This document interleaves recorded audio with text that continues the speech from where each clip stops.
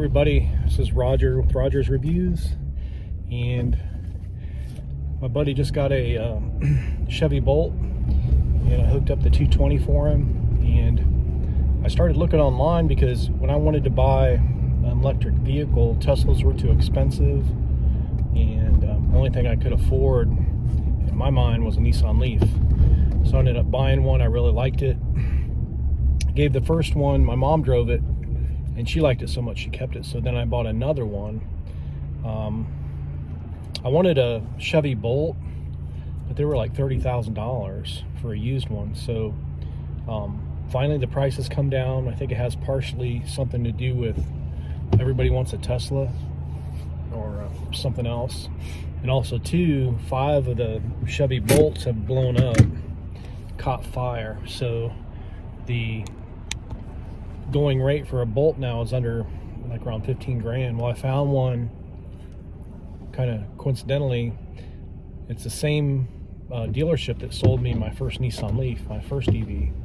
So I looked at, I'm looking at a 2017 Chevy Bolt. I think has about 44,000 miles, and the asking price is $11,500. So I'm thinking about trading in my Nissan Leaf,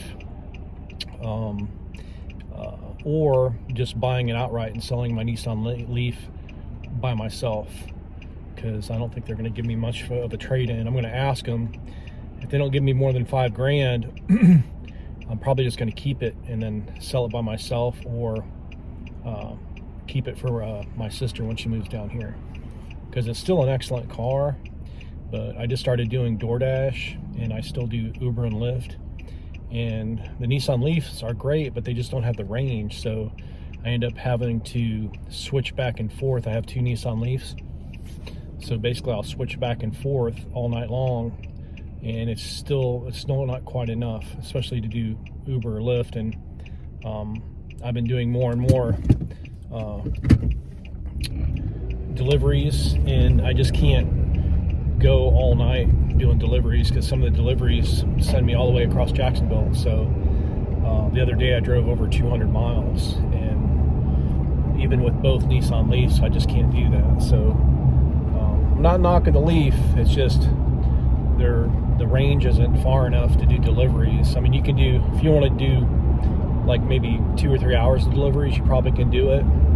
But once you get that long delivery, it pretty much eats up all your extra mileage, and then you can't turn the air conditioner on, you can't turn the heater on, because that'll take away 5% or 10%, and then you just can't afford to lose that much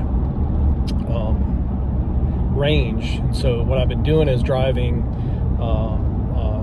the only other efficient car I have that nobody else is using is a Nissan Frontier. It has this 4-cylinder truck, but it only gets like 20 miles to the gallon if I'm lucky. So it's not really the most efficient vehicle, but it's the most efficient one I have as of yet.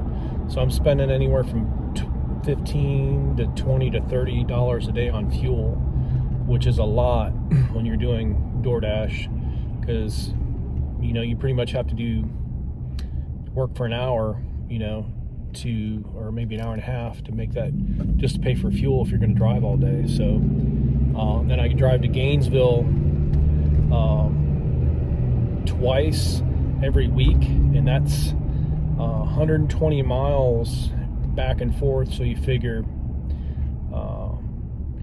I would drive just 240 miles just a week just to go get my daughter and back. So that's about, if I drive my big truck, I spend about $60 on fuel a week. So I'm figuring, just say $50 a week for that if I drive my small truck, and then 20 or 30 bucks a day, just say 20 bucks a day in fuel driving Uber or Lyft, or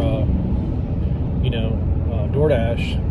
So there's over just 5 days a week, that's $100. That's $160 a week just in fuel, not including oil changes and wear and tear on your brakes and stuff. So if I buy the Bolt, it's even for $11,500, the payments are like $199 a month. So basically I'm going to save that in a week just in fuel, because even if I charge it on a regular outlet, say I charge it, even if I go to Charge Point, it's only going to cost me about $6 to fill it up instead of $30. So every time I fill up, I'm going to be saving like 25 bucks. You know, just say $20 to fill up. If I fill up, you know, 2 or 3 times a week, you know, that's 60, 80. I'm going to be saving almost $100 a week just in fuel. So if I continue doing what I'm doing, at least just driving, let's see, just if I went and got my daughter, didn't even work, that would be, I would save 40 or 50 bucks a week. Yeah, that makes my payment right there just on the fuel cost that I'm going to save going to get my daughter. So anyway, we're going to go look at the Chevy Bolt. I think it's a 2017. It's the stripped down. It doesn't have the leather seats. It's cloth seats. It doesn't have the quick charger.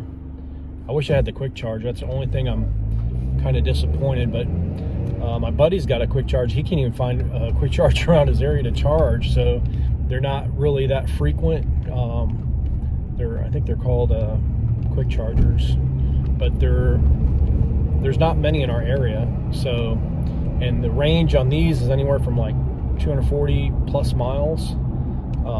They do blow up. There was 5 of them that blew up, but they were charging them 100%, and they were leaving them in their garage all night. Those are the usually ones that blow up, but they've built over 100,000 of these vehicles. So 5 out of 100,000, and I'm sure a lot of them have been charging to 100% all night, and only 5 of them caught fire. So if you just basically charge your EV up to 80 to 90%, that kind of eliminates that problem.